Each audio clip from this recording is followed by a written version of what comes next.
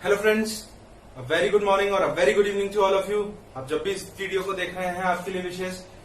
Last lecture में हम लोगों ने properties of composition of functions के बारे में बात करी थी, है ना। हमने समझा था कि ऐसी कौन कौन सी प्रॉपर्टीज हैं जो कॉम्पोजिशन ऑफ फंक्शन जिनको फॉलो करता है, ठीक है। तो उसमें हमने कुछ 4 प्रॉपर्टीज पढ़ी थी, ठीक है। आई होप वो प्रॉपर्टीज आपने अब तक पढ़ ली होंगी और आपको वो समझ में आ चुकी होंगी।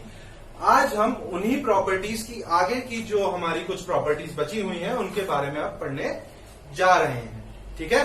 तो हमारे साथ बने रहिए और चलिए आगे हम प्रॉपर्टीज को पढ़ना चालू करते हैं। तो नेक्स्ट जो हमारी प्रॉपर्टी है, property 5,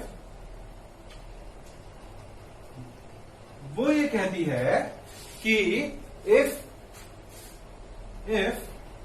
f is a to b, f एक फंक्शन है जो कि a to b है, ठीक है, एंड g एक फंक्शन है जो कि b to a है, ठीक है।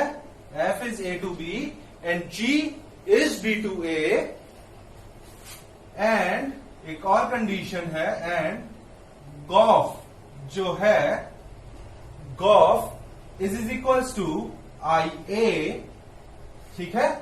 अगर हमारा एक फंक्शन है f a to b और दूसरा g to b है, g b to a है, और हमारा जो गॉफ है वो आइडेंटिटी एलिमेंट इन a, ठीक है ना। IA का मतलब क्या है? Identity element in a। ये लास्ट लेक्चर में हमने आपको बताया था, ठीक है। याद रखना चीजों को। चलो, तो G o F is equal to IA, then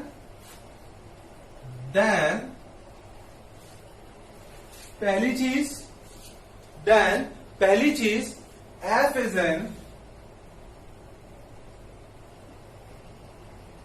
injection and g is a सर्जेक्शन,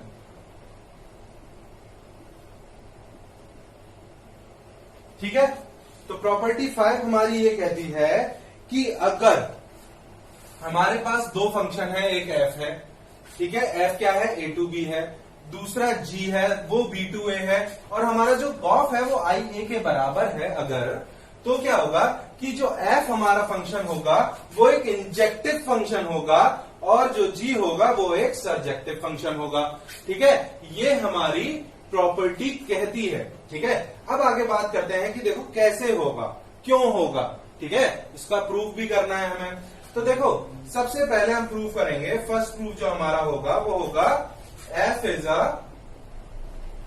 is a injective function, f is a injective function, या फिर f is an injection, f is N injective function, ठीक है, या फिर f इज अ सर्जेक्शन, किसी को f is a injection या injective function एक ही बात है, ठीक है, कंफ्यूज मत होना। आगे देखो, अब अगर मेरे को f को एक इंजेक्टिव का मतलब क्या होता है भाई? इंजेक्टिव का मतलब सबको पता है ना, ऐसा तो कोई नहीं कि इंजेक्टिव का मतलब ना पता हो। तो इंजेक्टिव का मतलब होता है 1-1, ठीक है ना। यानी कि f को हमें क्या प्रूव करना है? 1-1। कब f 1-1 होगा? कि अगर आपका जो GOF है वो किसके बराबर हो? IA के बराबर हो, ठीक है। चलो, अब देखो कैसे इसको 1-1 हम प्रूव करेंगे वो देखते हैं। तो देखो भाई, f जो है, अगर इसको 1-1 प्रूव करना है तो मुझे क्या प्रूव करना पड़ेगा कि अगर मेरे पास कोई एक आपके मान लो कोई 2 एलिमेंट्स हैं, मान लेते हैं पहले कि late x1 x2 belongs to a, ठीक है ना। x1 x2 किससे बिलोंग कर रहे हैं? a से बिलोंग कर रहे हैं, मान लेते हैं, ठीक है। तो अगर इफ मैं प्रूफ कर दूं कि if fx1 equal to fx2 implies that x1 equal to x2, तो क्या हो जाएगा? हमारा फंक्शन f जो होगा वो क्या हो जाएगा? 1-1 हो जाएगा, ठीक है। तो चलो इसको प्रूफ करते हैं। तो लेट, अब क्या करते हैं? Late fx1 is equal to fx2, ठीक है। हमें भाई पता चल गया 1-1 प्रूव करने के लिए क्या करना है? fx1 इक्वल टू fx2 रखना है और उससे प्रूव करके ले आना है कि x1 इक्वल टू क्या हो जाएगा। तो अब अगर हमें f को क्या करना है, 1 1 प्रूव करना है, तो हमने ले लिया late fx1 equal to fx2, ठीक है। अब अगर देखो fx1 इक्वल टू fx2 है और इस पर अगर मैं g फंक्शन को चढ़ाऊं, यानी कि मैं इसको क्या लिख सकता हूं, इसका अगर मैं कॉम्पोजिशन दोनों साइड कर दूं, भाई अगर ये दोनों फंक्शन बराबर हैं और दोनों का कॉम्पोजिशन करूं तो वो भी तो बराबर ही आएगा। तो मैंने इसका g के साथ कॉम्पोजिशन कर दिया, तो g fx1 is equals to g fx2 हो जाएगा कि नहीं हो जाएगा? सिंपल सी बात है भाई, fx1 इक्वल टू fx2 है तो उसका अगर मैं कॉम्पोजिशन कर दूं g के साथ तो भी वो बराबर आएगा, तो g fx1 equal to g fx2 हो गया। अब देखो g fx का मतलब क्या होता है, gof, ठीक है। तो यहां से क्या हो जाएगा, gof x1 is equal to gof x2, ये चीज हो जाएगी कि नहीं हो जाएगी, gof x1 is equal to gof x2। आगे देखो, आगे क्या होगा कि हमारा जो gof था भाई वो ia identity element in a के बराबर था, तो इसको मैं क्या लिख सकता हूं, ia x1 is equal to ia x2। और जैसे ही मैंने बोला कि ये आइडेंटिटी एलिमेंट है, तो क्या होगा, आइडेंटिटी एलिमेंट क्या होता है भाई, आइडेंटिटी एलिमेंट जो अंदर लिखा होता है वही आ जाता है। दैट मीन्स अगर ia x1 लिखा है तो आइडेंटिटी एलिमेंट किसके बराबर हो जाएगा, x1 के। तो x1 इक्वल टू x2, ठीक है। What is identity element, identity element होता है भाई हमारा ix इक्वल टू x, ठीक है। अगर यहां लिखा हुआ ix1 तो वो किसके बराबर हो जाएगा, x1 के। ix2 अगर लिखा हुआ है तो वो किसके बराबर हो जाएगा, x2 के, ठीक है। तो ia x1 equal to ia x2, this implies that x1 equals to x2। So हम ये कह सकते हैं, हमने लिया था fx1 इक्वल टू fx2 और हमारा आंसर आ गया x1 इक्वल टू x2। तो हम क्या कह सकते हैं कि भाई fx1 equal to fx2 implies that x1 equal to x2, so f is 1 1, so f is 1 1 और स्लैश, और क्या कह सकते हैं हम इसे, इंजेक्शन, ठीक है, इंजेक्टिव फंक्शन होगा ये, ठीक है। f इज 1 1 और इंजेक्शन, ठीक है। तो यहां पर हमने पहला अपना प्रूफ कर लिया कि f is N injective function, ठीक है। अब हम चलते हैं अपने सेकंड प्रूफ की तरफ। आई थिंक ये प्रूफ आपको समझ में आया होगा, फटाफट से आप इसको नोट कर लीजिए, मैं साइड हो जाता हूं, ठीक है। अब हमें नेक्स्ट बात करनी है, क्या बात करनी है कि भाई G इज अ सर्जेक्शन, ठीक है ना। सर्जेक्शन का मतलब क्या होता है, हमें प्रूव करना है G इज ऑन्टो, ठीक है। ये प्रूव करना है भाई कि हमारा G क्या होगा, ऑन्टो फंक्शन होगा। अच्छा, प्रॉपर्टी ना बड़ी काम की है, अभी देखना, अभी जब नेक्स्ट लेक्चर हम पढ़ेंगे, नेक्स्ट लेक्चर होगा हमारा इनवर्स के ऊपर कि एक इनवर्स ऑफ अ फंक्शन कैसे निकालते हैं। बहुत इंपॉर्टेंट टॉपिक है, ध्यान से सुन लेना कि inverse of a function, inverse of an element, जो भी हम अब नेक्स्ट इसके बाद लेक्चर लेंगे इनवर्स के ऊपर, बहुत इंपॉर्टेंट टॉपिक है, बहुत पूछता है। तो आप ध्यान रखिएगा कि नेक्स्ट लेक्चर को हमारे जरूर से देखें और इन प्रॉपर्टीज का उसमें यूज आने वाला है, ठीक है। चलिए आगे बढ़ते हैं। आगे हमारा क्या है कि G इज अ सर्जेक्शन, ठीक है। G इज अ सर्जेक्शन का मतलब होता है कि हमें प्रूव करना है G क्या है, हमारा एक ऑन्टो फंक्शन है। ऑन्टो फंक्शन के लिए क्या रहता है हमारे पास, क्या होता है कि देखो G क्या है, B2A है, ठीक है। तो सबसे पहले मैं मान लेता हूं, लेट मेरा कोई एलिमेंट है y that belongs to B and कोई एलिमेंट है x जो किस से बिलोंग कर रहा है A से, ठीक है। मेरे पास B से बिलोंग करने वाले एलिमेंट्स को मैंने मान लिया y और x A से बिलोंग करने वाले एलिमेंट को मैंने क्या मान लिया, x। शाबाश। अब देखो आगे चलते हैं कि मेरे को ये प्रूफ, अगर G ऑन्टो है तो मेरे को ये प्रूव करना है फॉर ऑल y। अच्छा, अगर देखो यार G ऑन्टो है, ठीक है ना। G ऑन्टो का मतलब क्या होगा कि सबसे पहले तो हमारा फंक्शन क्या है, देखो GOF है, GOF का मतलब G ऑफ fx, ठीक है। अब देखो G ऑफ fx क्या देगा हमें भाई, जब हम फंक्शन में x की जगह रखेंगे, x रखेंगे f में जब हम x रखेंगे, A से बिलोंग कर रहा है ना x, तो ए रखेंगे तो आउटपुट हमें देगा बी, तो यहां पर हमें मिलेगा बी, बी मिल गया। अब जब जी में बी रखेंगे तो हमें मिलेगा ए मिल जाएगा। ठीक है, इतना समझ में आया। अब लेकिन देखो यार, क्या है कि मैं अगर ये प्रूफ कर दूं कि for all A that belongs to G, मतलब जी के लिए जितने भी इमेजेस उसकी आई हैं, जो भी कोड डोमेन आया for all X that belongs to A, तो उसमें जो अगर वो जो ए है, अगर उस हर एक एलिमेंट के लिए for all elements in A V have an F x हो जाए या बी हो जाए या वाई हो जाए। ठीक है, for all A if there is a Y या फिर if there is an F X, तो भी हम ये कह सकते हैं कि फंक्शन कैसा होगा भाई, ऑन्टो होगा। क्योंकि अगर हर एक एलिमेंट के लिए एफ एक्स है, मतलब हर एक के लिए इनपुट है इसके पास। ठीक है ना, इसके पास क्या है, जितने भी आउटपुट हैं, जब इसको आप सॉल्व करोगे जी एफ एक्स को, तो आंसर क्या आएगा, कुछ एक्स ही तो आएगा। आंसर क्या आएगा, एक्स ही तो आएगा। तो यानी कि हर एक्स के लिए कोई ना कोई एफ एक्स प्रेजेंट है, तभी तो जी ऑन्टो हो जाएगा। ठीक है, तो मैं ये भी प्रूफ अगर कर दूं कि for all X there exist an F X, ठीक है, तो भी मेरा क्या हो जाएगा, जी ऑन्टो हो जाएगा। लेकिन जी को लेते हुए प्रूव करना है, ये ऐसा नहीं है कि फॉर एफ एक्स के लिए F X equal to X करके उसको प्रूव करना चालू कर दो। ठीक है ना, वो मत करने लग जाना। एफ एक्स इक्वल टू क्या है हमारा, वाई है। ठीक है, चलो इसको देखते हैं। तो देखो भाई क्या है,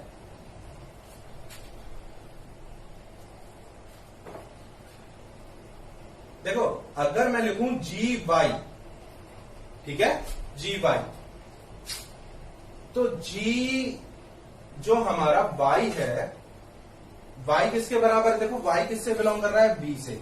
तो मैं ऐसे लिख सकता हूं, देखो कि अगर मेरे पास f था तो fx जब मैं करूंगा, मेरे पास कोई x है जो a से बिलोंग कर रहा है। ठीक है, जब मैंने उसको फंक्शन में पुट करा तो आंसर जो आएगा वो b से बिलोंग करेगा। दैट मीन्स आंसर क्या आएगा, y। ठीक है, तो fx किसके बराबर है, y के बराबर है। तो अगर मैं gy की वैल्यू लिखता हूं, gy क्या हो जाएगा मेरा, f जी एफ एक्स हो जाएगा, नहीं हो जाएगा भाई, सीधी सीधी बात है ना। एफ एक्स को अगर मैं वाई लिख रहा हूं तो जी वाई की वैल्यू हो जाएगी जी F x.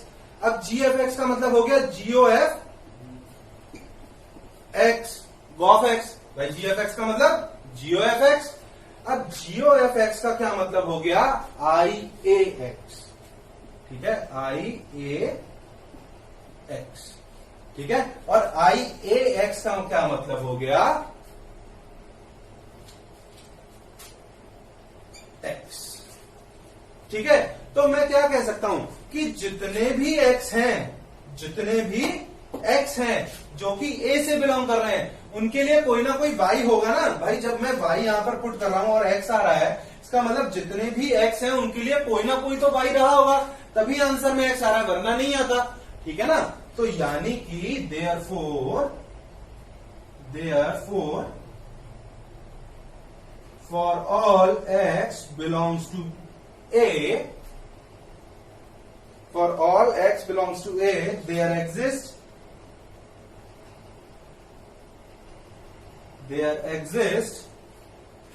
y belongs to b। ठीक है, there exist y belongs to b, so g is onto। ठीक है, g क्या होगा हमारा, ऑन्टो फंक्शन हो जाएगा। क्लियर हुआ, समझ में आया जी कैसे ऑन्टो हो रहा है। सिंपल है, हमने क्या किया, एलिमेंट माना एक y जो कि b से बिलोंग कर रहा है और x जो a से बिलोंग कर रहा है। अब अगर मैं भाई बात करूं कि अगर x जो है वो a से बिलोंग कर रहा है और फंक्शन f को उस पर वर्क करना पड़े, तो f जब उस पर वर्क करेगा तो भाई आंसर किससे देगा, b से देगा, है ना भाई। ये तो इनपुट का होता है, ये आउटपुट का होता है। तो x अगर इनपुट दे रहा है तो y ही तो आउटपुट देगा, क्योंकि y b से बिलोंग कर रहा है। तो f अगर x पर वर्क करेगा तो आउटपुट देगा y। तो हमारा fx किसके बराबर हो गया, y के बराबर। अब gy अगर मुझे निकालना है तो gy क्या होगा, g of fx। g of fx का मतलब g ऑफ fx जो है वो हमारा आइडेंटिटी के बराबर हमने बोला था कि होना चाहिए, तभी ये दोनों कंडीशंस होंगी सेटिस्फाई। और ये आ गया हमारा आइडेंटिटी एलिमेंट। आइडेंटिटी एलिमेंट से हमने बोल दिया कि आई ए एक्स का मतलब x। ठीक है, यहां से अगर ये x आ गया, इसका मतलब कि हर एक x जो कि किसमें, ए में प्रेजेंट है, for all therefore for all X belongs to A there exist Y in B. ठीक है ना, क्योंकि जब भी हम y पुट करेंगे और हमें x मिल रहा है, दैट मीन्स हर एक x के लिए कोई ना कोई y होगा ना, तभी तो मिल रहा है वो, वरना कैसे मिल जाएगा। ठीक है, तो for all x that belongs to A there exist y belongs to B, so g is onto. तो g हमारा क्या होगा, ऑन्टो होगा, या फिर g इज सरजेक्शन। ठीक है, सरजेक्शन। तो ये एक हमारी जो पांचवी प्रॉपर्टी थी यहां पर खत्म होती है कि g हमारा क्या होगा, एक सरजेक्शन होगा। नेक्स्ट आप इसको फटाफट से नोट कर लो। ठीक है, मैं साइड हो जा रहा हूं, आप इसको फटाफट से नोट कर लीजिए और फर्दर फिर हम नेक्स्ट अपनी प्रॉपर्टी की तरफ। तो चलिए अब हम अपनी नेक्स्ट प्रॉपर्टी की तरफ बढ़ते हैं, जो कि है हमारी प्रॉपर्टी 6। अब ये क्या कहती है, ये भी यही कहती है, देखो कुछ उल्टी बात कर दी है, जो वो प्रॉपर्टी थी जस्ट उसकी ऑपोजिट है। ये क्या कहती है कि if f is a function from a to b and g is a function from b to a। अच्छा, यहां पर एक बात देखो कि हमने ये a to b और ये b to a इसलिए लिया है ताकि चाहे फॉक का कॉम्पोजिशन हो या गॉफ का कॉम्पोजिशन हो, वो हम कर लें और हमारा कोई उसमें दिक्कत ना आए। नहीं तो वो डोमेन की उसका सबसेट होना चाहिए, उसका भी सबसेट होना चाहिए, है ना भाई। इसका जो रेंज है वो इसके डोमेन का सबसेट होना चाहिए, या इसकी जो रेंज है वो इसके डोमेन के बराबर होनी चाहिए, तभी फंक्शन GOF बन सकता है। या फिर इसका जो रेंज है वो इसके डोमेन का सबसेट होनी चाहिए, तभी FOG बन सकता है। तो ये दोनों फंक्शन हमारे बन जाएं, इसलिए हमने इसको इस तरीके से लिया। ठीक है ना, आगे देखो, f a to b g b to a। ठीक है, एंड अब वहां पर हमने बात करी थी GOF की, यहां पर बात करेंगे किसकी, FOG की। And f of g is equals to IB, यानी कि आइडेंटिटी एलिमेंट इन B। ठीक है ना, अगर फॉक किसके बराबर है, IB के बराबर है, देन क्या होगा, पहली चीज, अब उधर पर हुआ था कि F जो था वो इंजेक्शन हुआ था, तो यहां पर क्या होगा, F इज अ सरजेक्शन। ठीक है, F इज अ सरजेक्शन। ठीक है, दूसरा G इज अ इंजेक्शन। ठीक है, G क्या होगा, इंजेक्शन होगा। अच्छा, अब देखो ये भी जो प्रूफ होने हैं ये सेम उसी तरीके से होने जब हमने अभी पहले किए हैं। भाई चीजें ही तो उल्टी कर दी हैं। अब F की जगह G हो गया, G की जगह F हो गया। आइडेंटिटी एलिमेंट इन A था, अब आइडेंटिटी एलिमेंट इन B हो गया। ठीक है, F इज अ सरजेक्शन था, G इज एन इंजेक्शन था, तो वो भी F इज एन इंजेक्शन था उधर, यहां पर सरजेक्शन हो गया। ठीक है, तो जैसे हमने वहां पर FG को सरजेक्शन प्रूव करा था, वहां पर किसको करा था, G को करा था, G आगे लिखा हुआ था और G को ही सरजेक्शन करा था। यहाँ F आगे लिखा हुआ है, यहाँ F को सरजेक्शन करना है।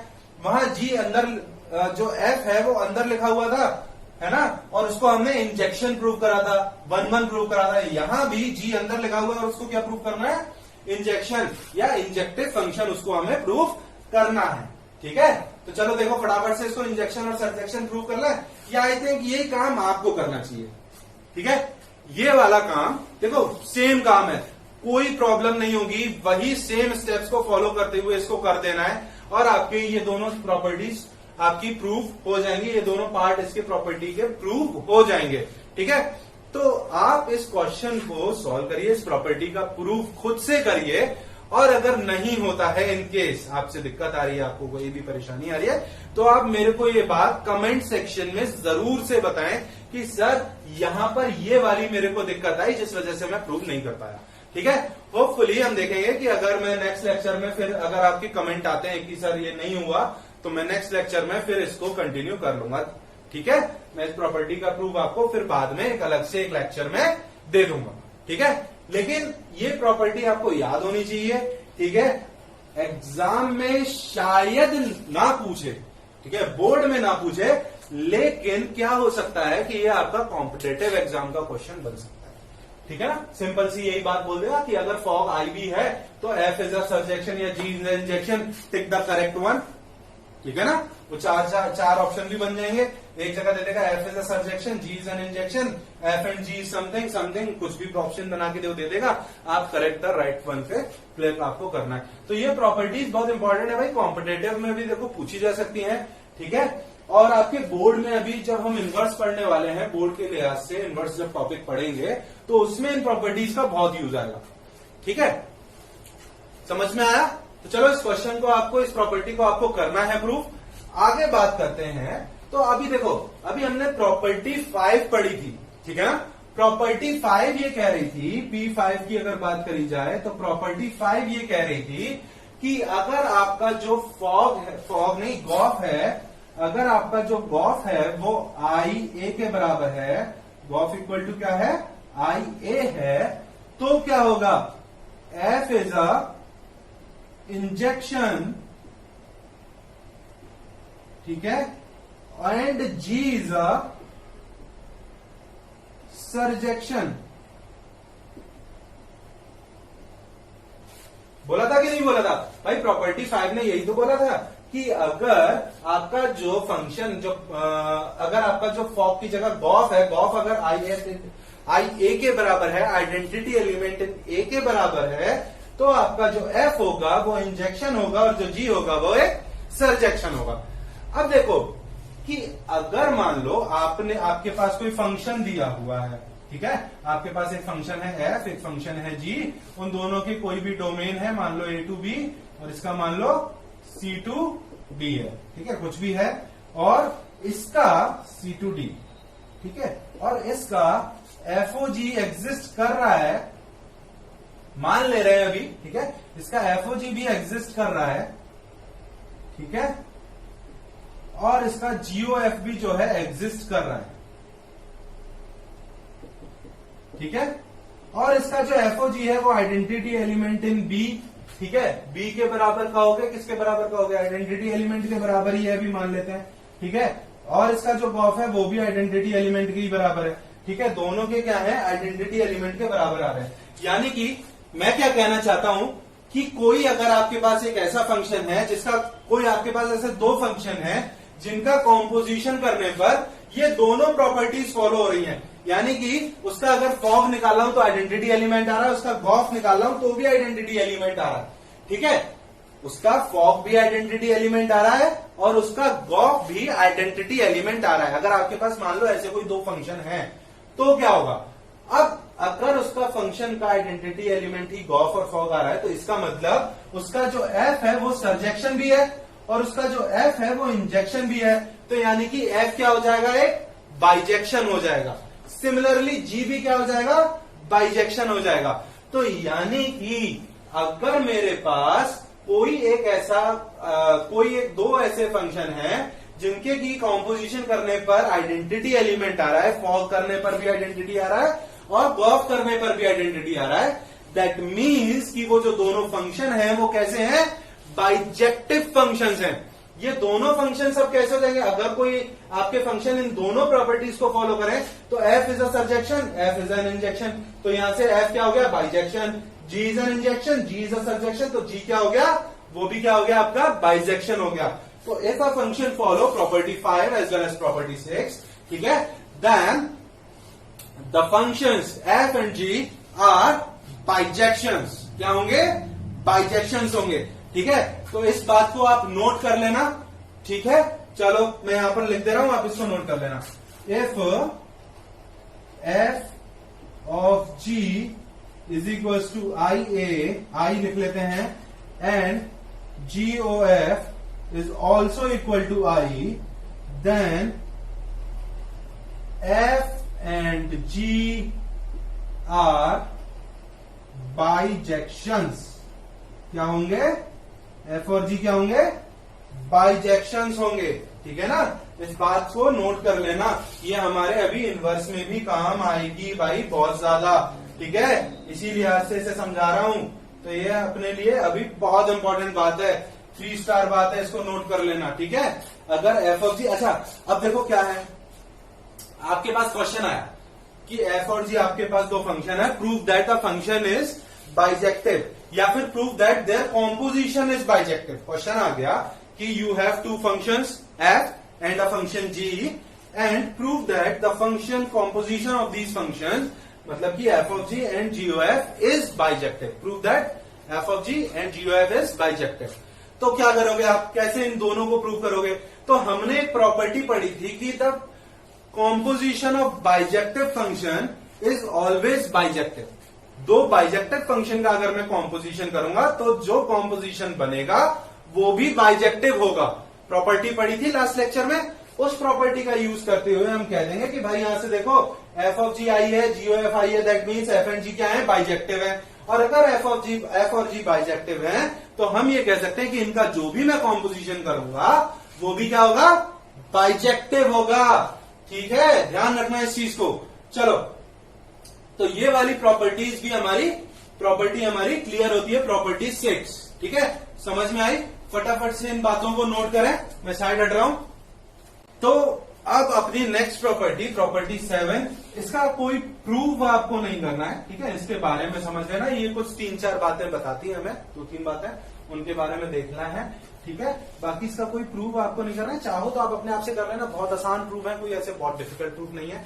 हालांकि इसका प्रूव ना कभी पूछा जाएगा ना कुछ होगा, लेकिन आपको इन बातों को दिमाग में अपने एकदम फिक्स रखना है कि क्या करने पर क्या होता है। ठीक है ना, चलो आगे बात करते हैं। प्रॉपर्टी 7 ये कहती है कि अगर आपके पास एक फंक्शन एफ है that is A to B, ठीक है, एक आपके पास एक function and G is also a function that is B to C. ठीक है, ओके। एंड